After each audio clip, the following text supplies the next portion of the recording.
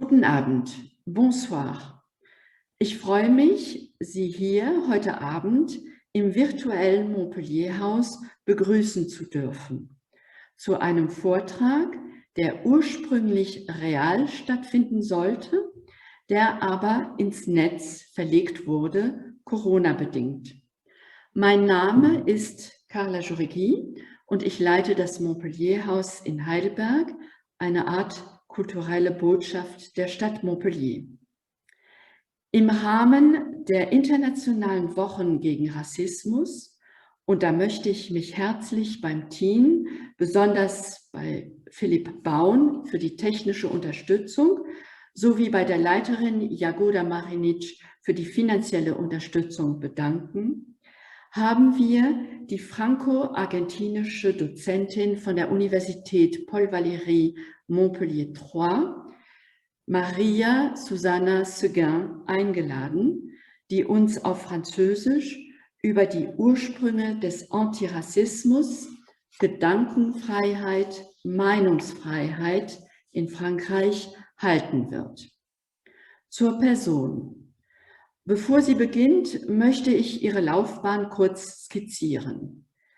Ihr Studium der französischen Literaturwissenschaften hat sie an der Sorbonne in Paris und der École Normale Supérieure in Lyon zu Themen der Literatur der Aufklärung abgeschlossen.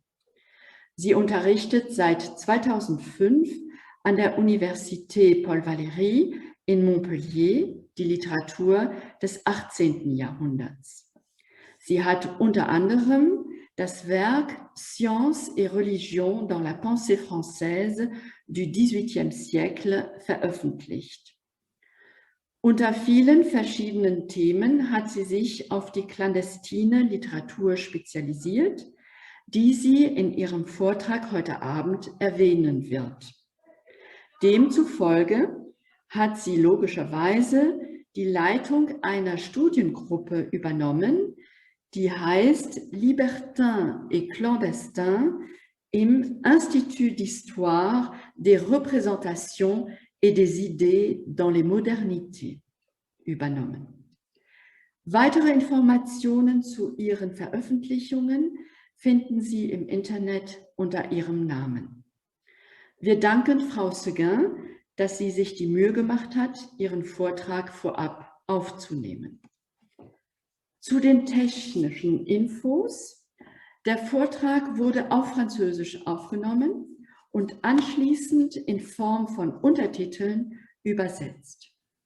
Die genaue Synchronisation der Untertiteln mit den gesprochenen Worten ist leider nicht geglückt, aus technischen Gründen. Wir bitten um Verzeihung dafür. Die Übersetzung gibt jedoch den gesamten Inhalt des Vortrags wieder.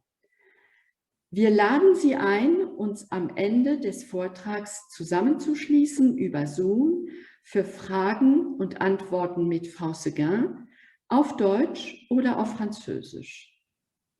Der Zoom-Link wird in der Videobeschreibung und am Ende des Videos erscheinen. Madame Seguin, je vous donne la parole.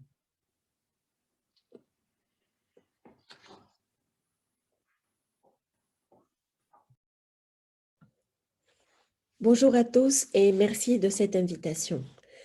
L'année 2020 aura certainement été marquée par des événements majeurs dans notre histoire collective, outre bien évidemment la pandémie qui m'empêche aujourd'hui de partager ce moment avec vous dans la très belle ville d'Heidelberg. Je veux parler des manifestations qui, partout dans le monde, nous ont rappelé, comme s'il fallait encore le dire, que Black Lives Matter.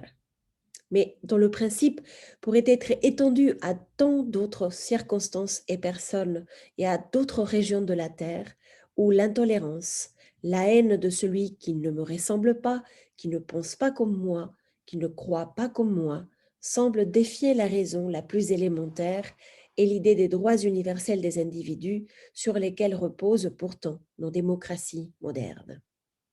Un fait semble pourtant constant à chaque fois qu'il s'agit de défendre l'égalité entre les hommes et les valeurs universalistes. On revient toujours, du moins en France, aux idées des auteurs des Lumières. Voltaire, Rousseau, Montesquieu, Diderot, dont on fait les fondateurs d'une idée moderne de l'humanité, plus ouverte, plus égalitaire et plus juste. Cela est certainement vrai.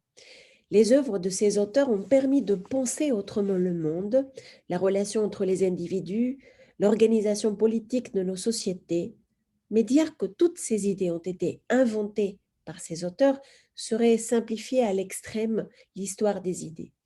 Les auteurs des Lumières ont largement contribué à diffuser l'idée de tolérance et d'égalité entre les hommes.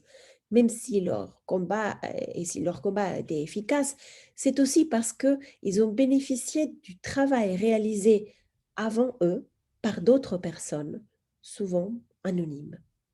Autrement dit, le triomphe des idées, des Lumières, ne peut être réellement compris que si on le considère comme le résultat d'un long combat pour la liberté de pensée et d'expression, sur lequel il est utile de revenir au moment où il nous faut défendre à nouveau les valeurs universelles de fraternité et de tolérance.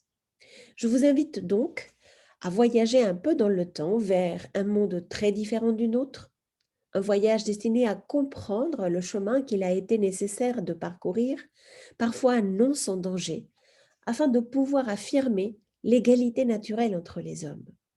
Il s'agit, dans le contexte de cette action contre le racisme, de vous inviter à considérer que les valeurs qui nous semblent si importantes de nos jours sont tributaires en réalité d'une attitude personnelle qu'il est nécessaire de cultiver et dont les sources se trouvent aussi dans notre histoire, une histoire plus secrète, mais non moins importante, celle de la liberté de penser et de la liberté d'expression. Affirmer l'égalité entre les hommes passe avant tout par la possibilité de penser le monde en dehors des schémas habituels et notamment de ceux dans lesquels nous fondons notre propre système de valeurs. En Europe occidentale, ce travail commence très tôt, dès la Renaissance. La découverte de civilisations lointaines, en particulier l'Extrême-Orient et surtout l'Amérique, confronte l'homme européen à l'existence non pas de peuples sauvages, mais de civilisations parfois très anciennes, avec leur langue, leur système d'écriture, leurs arts et leurs croyances.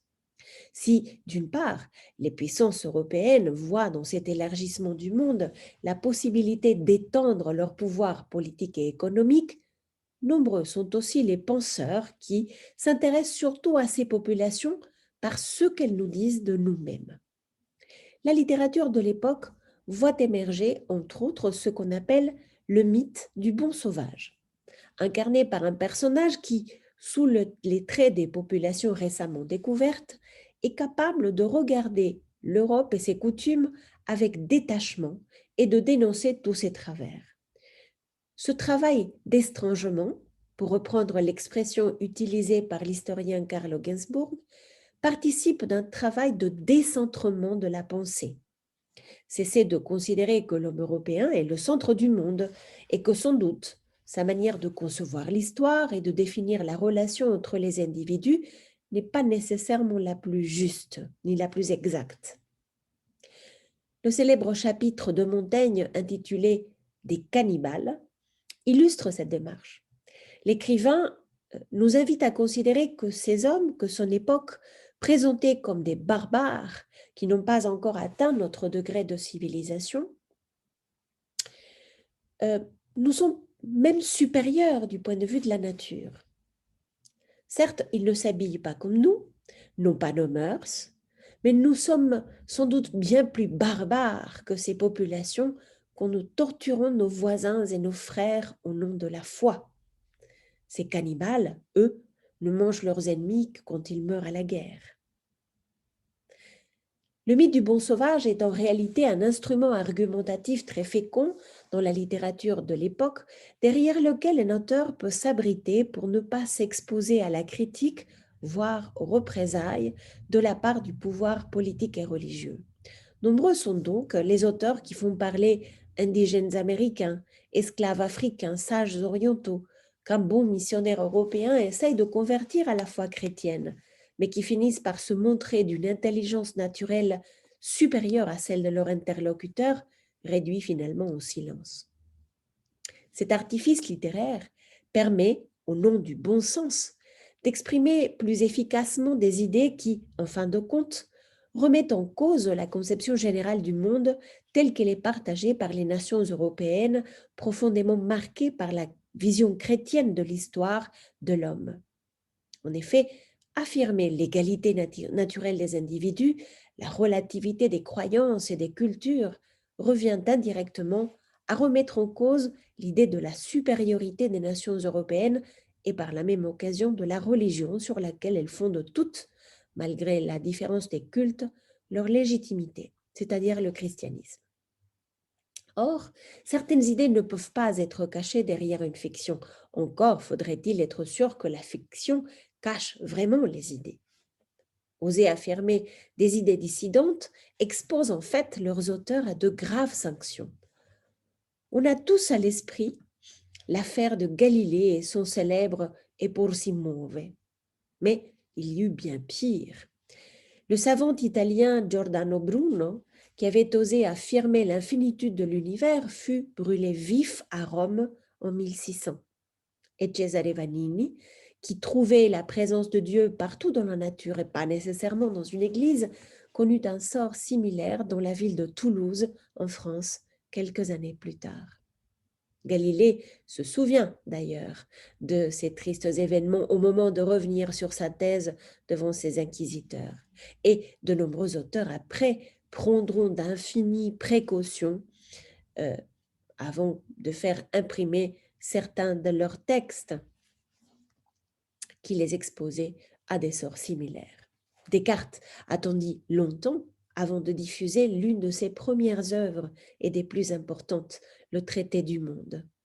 Et Kepler fit de même. Il exprima certaines des lois astronomiques qu'il a léguées à l'humanité sous la forme d'une autre fiction, un songe, qui ne fut officiellement imprimé qu'après sa mort. La naissance de la première modernité ne fut donc pas une période de tout repos. Les idées qui ont fini par changer le monde et qui ont contribué à naturaliser l'idée de la liberté essentielle des individus ne pouvaient pas toujours être librement défendues. Au moment où les hommes prennent la liberté de penser par eux-mêmes, en faisant table rase, comme le dira Descartes dans son discours de la méthode, des schémas de pensée qu'on leur imposait, la liberté d'expression n'est pas du tout un droit qu'on pouvait invoquer devant la critique. Ce n'est pas pour autant qu'on arrête le cours des idées. Le XVIIe siècle, le siècle des grands systèmes philosophiques modernes, ceux de Descartes, de Hobbes, de Locke, de Spinoza, puis de Newton ou de Leibniz, est aussi le cadre dans lequel naît et se diffuse une autre littérature beaucoup plus discrète.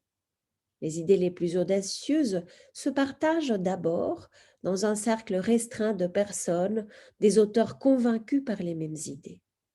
Les détracteurs de ces auteurs les appelleront les libertins, en dénigrant précisément l'affranchissement intellectuel dont ils font preuve, et pour cause.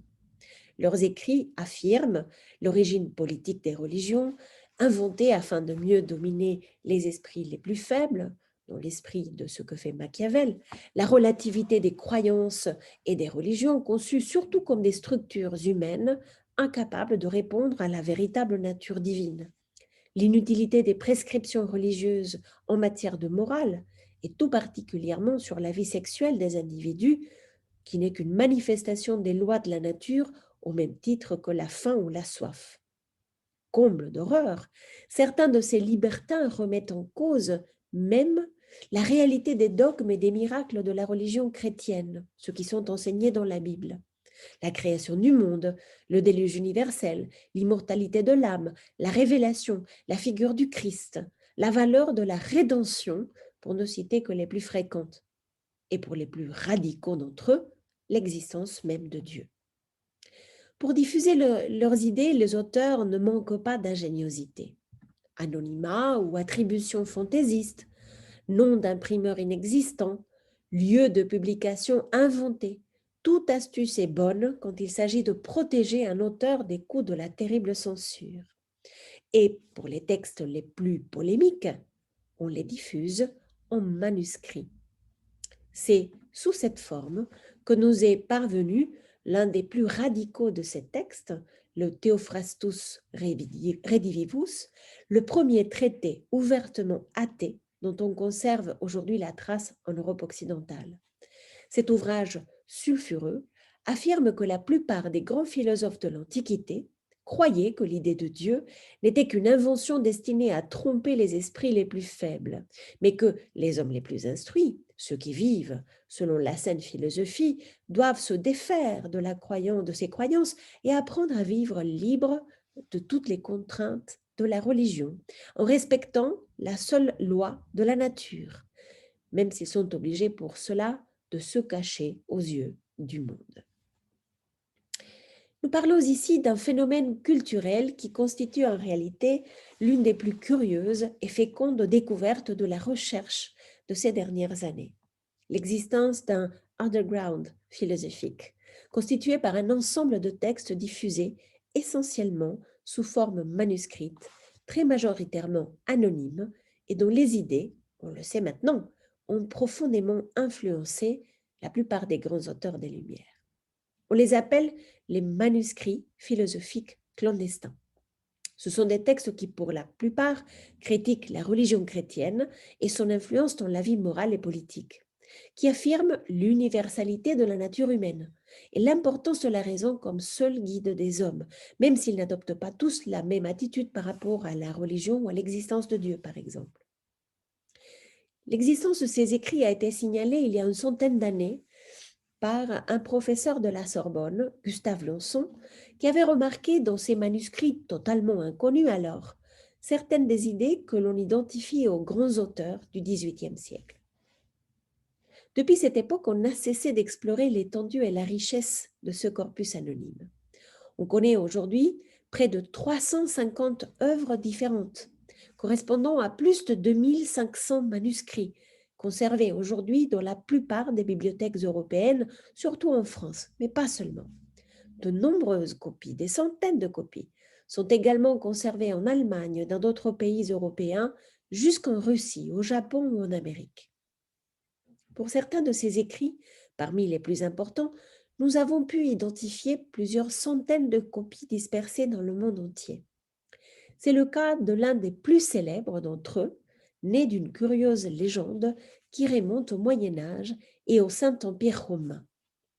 On raconte qu'au XIIIe siècle, l'empereur Frédéric II aurait demandé à son secrétaire, Jean de Vigne, d'écrire un livre blasphématoire faisant de Jésus, de Moïse et de Mahomet, Moïse, Jésus et Mahomet dans l'ordre historique, les grands prophètes donc des religions monothéistes, des vils manipulateurs qui ont utilisé la religion à des fins purement politiques et qui ont brandi la menace des punitions divines éternelles contre tous ceux qui viendraient s'opposer à leur dessein dans le seul but d'imposer leur tyrannie. C'est ce qu'on appelle les trois imposteurs. Or, ce premier livre n'a probablement jamais existé, même si une légende tenace a continué de circuler pendant longtemps à propos de son auteur, de son commanditaire, de son contenu. En effet, les témoignages de ceux qui auraient connu une personne de confiance, qui aurait, dit-on, connu une autre personne qui aurait vu ce fameux pamphlet des trois imposteurs, nombreux témoignages, ne s'accompagnent, hélas, d'aucune trace matérielle ou textuelle vérifiable. Et il est possible qu'il ne s'agisse que d'un mythe associé à la réputation plus que controversée de Frédéric II, que le pape Grégoire IX, nommé l'Antéchrist, et qui avait été presque toute sa vie durant en conflit avec la papauté. Quelle que soit la réalité de cette histoire, elle inspira un auteur dont on ignore encore l'identité et qui, entre la fin du XVIIe siècle et le début du XVIIIe, se décida à écrire enfin le fameux traité des trois imposteurs. Ce petit texte par la taille, mais énorme par sa radicalité, ne se contente pas de dénoncer la fausseté des trois religions. Il insiste sur l'importance d'éclairer les peuples sur la place qu'ils jouent dans la construction de leur propre histoire. Ce texte, dont on connaît aujourd'hui plus quelques 300 copies manuscrits dans le monde, sera finalement imprimé à de très nombreuses reprises après une première tentative très discrète, parce que très dangereuse, au début du XVIIIe siècle, dans les années qui précèdent la Révolution française, au point d'en devenir l'un des symboles des Lumières militantes et révolutionnaires. Il faut pourtant insister sur un point. Ces écrits ne sont pas qu'une simple curiosité pour les érudits. Ils témoignent en réalité d'un état d'esprit partagé par de nombreux auteurs, obligés certes de se cacher sous l'anonymat ou de réserver la diffusion de leurs œuvres après leur mort, mais non moins conscients de vivre un moment historique où il convient désormais de partager des idées essentielles. Les divisions entre les hommes résultent des intérêts qui les dépassent, notamment religieux, politiques, et sont à l'origine de souffrances et d'injustices qu'il convient désormais de combattre. Il n'y a pas de religion supérieure à l'autre, tout comme il n'y a pas de hiérarchie naturelle entre les hommes qui peuplent la terre. Une meilleure organisation sociale est possible si on comprend que la vie sociale ne doit pas être régie par la religion et qu'un athée peut être un aussi bon citoyen qu'un catholique ou un protestant ou un mahométan, parce que la religion relève de la vie privée de chaque individu et les lois civiles et morales doivent répondre à la seule raison et aux lois de la nature et doivent chercher le bien commun de tous. Il est curieux donc d'observer que parmi les auteurs qui ont pu être identifiés ou qui ont laissé leur nom pour la postérité se trouve un obscur curé de campagne qui avait dû suivre la carrière religieuse par simple besoin, parce qu'il était pauvre. Jean Mélier, curé de la petite ville des Trépigny, en Champagne, passe plus de 40 années à marier ses paroissiens, à baptiser les enfants, à prêcher chaque dimanche le catholicisme. Mais il ne croit pas en Dieu, ni au miracle qu'il est pourtant obligé d'enseigner à ses fidèles. Alors, peu avant de mourir, en 1733, il laisse en héritage 3 copies manuscrites de ce qu'il appellera ses Mémoires des sentiments et pensées, qu'il signe de son nom, mais qu'il ne diffuse qu'au moment où il n'encourt aucun danger. Il est mort. Un monument pamphlétaire de plusieurs centaines de pages parfaitement athée, qui dénonce les abus de la religion, mais aussi ceux des puissants qui exploitent les plus faibles en les terrorisant des menaces divines pour mieux s'enrichir de leur travail. Le curé Mélier, qui est devenu une référence des partis politiques de la gauche révolutionnaire, appelle même ses concitoyens à prendre en main leur destinée et à se libérer de la domination des prêtres et des seigneurs, seuls responsables de leur misère. En 1733, la Révolution française attendra encore une 60aine d'années. Bien évidemment, tous les textes de ce corpus clandestin n'ont pas cette tonalité militante et peu abordent ouvertement la question de l'égalité entre les sexes et les races. Mais ils soutiennent tous que la nature humaine est partout la même et que la raison est le principal attribut des êtres humains. De nombreux textes sont adressés à des femmes présentés comme des interlocuteurs privilégiés et comme des membres de la société qu'il convient aussi d'associer à la raison philosophique. Et l'un de ces écrits, qui réécrit chaque chapitre de la Bible en le soumettant à l'analyse critique, est l'œuvre d'une femme, une actrice centrale dans l'Europe des Lumières, Émilie du Châtelet, compagne de Voltaire, mais surtout femme philosophe à part entière dont on reconnaît aujourd'hui l'importance dans l'histoire des idées scientifiques et philosophiques. Ce dernier exemple nous permet de voir que finalement, les milieux intellectuels des Lumières officiels côtoient de près l'univers de cette clandestinité philosophique. Certains auteurs en font clairement partie. D'autres s'inspirent de certains de ces écrits qui circulent entre la fin du XVIIe siècle et le milieu du XVIIIe siècle. Et les autres participent d'une campagne systématique de publication de ces textes à partir de la seconde moitié du XVIIIe siècle. Voltaire en fait partie, par exemple, lui qui donnera au public une version adoucie des écrits du curé Mélier mais aussi de nombreux autres textes du corpus qu'il mélange aux siens, comme s'il reconnaissait une forme de familiarité d'idées au moment où il est lancé dans sa campagne pour écraser l'infâme, c'est-à-dire la religion qu'il fait responsable des grandes injustices de la société, de l'intolérance à l'origine des guerres, de l'esclavage qu'il dénonce aussi dans son célèbre Candide. L'univers de la clandestinité philosophique constitue donc cette face cachée des Lumières, pour reprendre l'expression de Miguel Benítez, l'un des spécialistes européens de cette question. Il me semblait utile de vous le présenter aujourd'hui. D'une part, parce que les textes qui font partie de ce corpus constituent une véritable curiosité culturelle pour tous, que vous pouvez désormais découvrir grâce au travail en collaboration des chercheurs qui ont permis de mettre en lumière une partie de notre histoire intellectuelle restée trop longtemps dans l'ombre. Vous pouvez accéder à ce corpus à travers notre plateforme Philosophie clandestine que je vous invite à découvrir ici. Vous pourrez y trouver une bonne quantité de textes transcrits, les éditions disponibles en ligne, ainsi que de nombreuses informations destinées à la consultation des documents dans les bibliothèques où ils sont conservés. Vous pourrez voir aussi, par exemple, grâce à la géolocalisation des copies, les lieux où ces documents ont circulé et ont été conservés depuis le temps de leur composition. Vous pourrez, si vous le souhaitez, m'écrire pour avoir plus d'informations si cette question vous intéresse. Ma présentation simplifie sans doute à l'extrême une histoire pleine de nuances et de surprises, car il est impossible de refaire 200 ans d'histoire en quelques minutes. Mais outre la curiosité que peuvent susciter ces textes dans une longue histoire des luttes pour la liberté d'expression, il me semble que leur existence peut attirer notre attention par leur étrange modernité.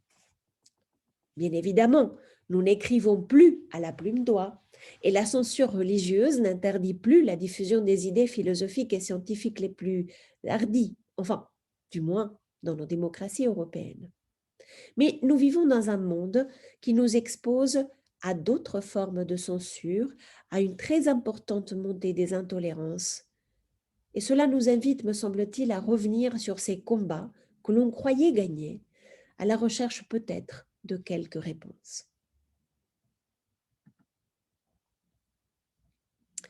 Je voudrais, pour terminer, vous proposer une série de réflexions qui ne sont en aucun cas des réponses définitives à des questions très complexes, mais plutôt une invitation à continuer le combat de ceux qui, il y a déjà 300 ans, ont changé notre histoire et nous ont permis de construire un monde plus égalitaire et plus universel, même si imparfait, et de regarder notre histoire contemporaine à la lumière de l'expérience de notre histoire collective.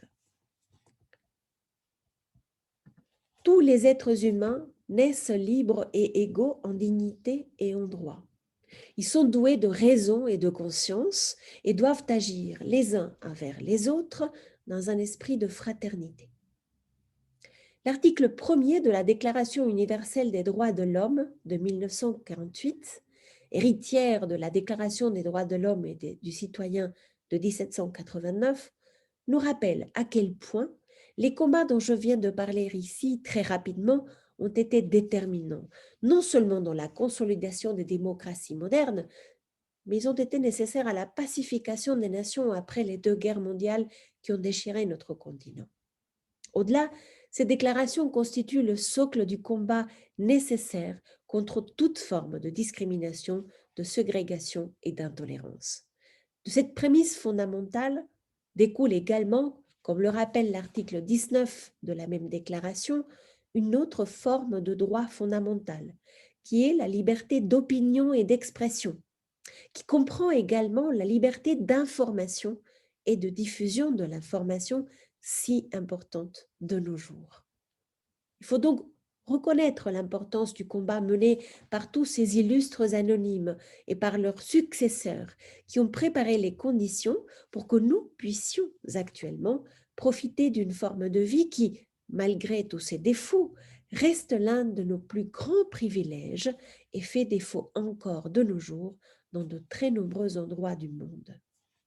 Or, paradoxalement, alors même que la liberté d'expression est dans nos sociétés l'une des formes essentielles de notre existence, le socle de nos démocraties, le développement des moyens massifs de communication, le règne de l'image et des réseaux sociaux voient émerger une autre forme de censure et d'intolérance, totalement opposée au principe qui nous aura permis, au cours d'une histoire mouvementée, de conquérir cette liberté. Pire encore, cette censure se cache très souvent sous un anonymat qui, contrairement à celui obligé des auteurs qui protégeaient leur vie en cachant leur nom, devient la traduction d'une forme de lâcheté violente et cruelle. Comme si nous avions oublié les raisons pour lesquelles ces auteurs, et tant d'autres, se seront battus pour faire circuler leurs idées au risque même de leur tranquillité. Comme si nous ignorions que, même de nos jours, tant de personnes risquent encore leur vie quand elles essayent de s'informer librement et d'informer les autres. Il me semble qu'en gagnant cette liberté de parole, nous avons perdu ou oublié notre capacité d'estrangement, celle que les bons sauvages du temps passé avaient appris à nos ancêtres conquérants. Être capable de nous regarder non pas comme le centre du monde, mais comme la partie d'un tout où les différences ne doivent pas cacher l'essentiel, qui est notre humanité commune et l'importance de notre raison, et que notre humanité suppose le droit de penser différemment, de croire différemment, de ne pas croire et de le dire. J'en viens parfois à me dire qu'en revendiquant sans réfléchir notre liberté d'expression, nous renions parfois notre liberté de penser par nous-mêmes, de soumettre nos idées à la raison critique, de nous informer avant que de nous exprimer, et que nous défaisons ainsi une seconde fois le chemin parcouru par ceux qui ont dû se battre pour que l'humanité accepte de se libérer des idées farfelues qui opprimaient les esprits au temps passé. Je donnerai pour terminer un exemple. En 1680, la grande comète de Kirk passa tout près de la Terre, suscitant une grande émotion parmi les populations du nord de l'Europe. Pour les astronomes, parmi lesquels Newton, ce fut l'occasion d'importantes observations qui permirent de faire de grandes avancées astronomiques. Pour d'autres, un spectacle céleste digne d'admiration. Mais pour de nombreuses populations, la grande comète fut une source d'effroi et le signal de la prochaine fin du monde. De nombreuses personnes tuèrent leurs enfants en bas âge pour leur assurer d'accéder au paradis, se suicidèrent. D'autres s'en prirent violemment à leurs voisins, qui, par leurs religions différentes, leurs mœurs différentes, avaient, pensait-il, provoqué la colère de Dieu. Bien évidemment, une fois la comète passée, la vie reprit son cours et on n'en parla plus. Ces événements, pourtant tragiques, inspira une œuvre centrale de l'auteur français Pierre Bayle, Les pensées diverses sur la comète, dans laquelle l'auteur, en exil, il était protestant dans la France catholique de Louis XIV, dénonce les conséquences tragiques du fanatisme et de la superstition, fruit de l'ignorance à laquelle étaient réduits les peuples de l'Europe du temps. On ne peut qu'être étonné, nous, de la réaction qu'un tel phénomène, à laquelle un tel phénomène a pu réduire les populations de l'époque. On est révolté même. Et pourtant, nous ne sommes pas étonnés de voir encore de nos jours de nombreuses fake news circuler librement sur les réseaux sociaux et parasiter notre vie sociale et politique, mettant parfois en danger la vie d'individus qui osent dénoncer de tels mensonges. Or, les mécanismes de l'erreur restent souvent les mêmes, parce qu'ils sont profondément liés à la nature humaine elle-même. L'ignorance, la nécessité de trouver une cause à ce qui dépasse l'entendement, la peur de l'autre qui ne nous ressemble pas. Pourtant, si on pouvait excuser les paysans européens de méconnaître les lois de l'astronomie, on ne peut pas dire la même chose de nos contemporains qui ont, comme nous, la possibilité d'accéder librement à de nombreuses informations, de vérifier, d'analyser les faits, de se faire une idée et plus encore avant de faire circuler des idées auprès des autres. Bref, alors que l'histoire de nos idées devrait nous conduire à une plus grande information et à des comportements plus rationnels, nous continuons à réagir collectivement par la force des passions les plus tristes. Et nous faisons passer nos opinions pour des faits et nos croyances pour des vérités absolues, comme si nous tournions encore une fois le dos au combat mené au nom même de la liberté, de la fraternité, par tous ceux qui nous ont précédés dans cette longue et belle histoire de la culture européenne, qui n'aura bien évidemment pas toujours été glorieuse, mais qui ne nous a pas moins légué des valeurs essentielles. Il est plus que jamais temps, et ce sera mon dernier mot, de revenir à l'histoire de nos idées, de nous réapproprier notre littérature, les textes qui ont fondé notre culture, pour rappeler encore et encore qu'il n'est d'égalité entre les hommes sans une réelle liberté d'expression et qu'il n'y a de liberté d'expression sans une pensée éclairée et fraternelle. Le combat des Lumières est donc plus que jamais d'actualité. C'est un combat qui dépasse les différences de langue, de couleur de peau, de religion ou de sexe, parce qu'il concerne notre humanité essentielle et universelle. Relisons donc tous ces auteurs, ouvrons notre esprit aux autres et n'oublions pas que nous ne sommes que la partie d'un tout, une note de musique dans une partition universelle, un atome sur un petit tas de boue, comme disait Voltaire, et qu'il dépend de chacun de nous de transformer la cacophonie ambiante en quelque chose qui ressemble à une symphonie harmonieuse. Merci beaucoup à tous et à bientôt, j'espère, à Heidelberg cette fois.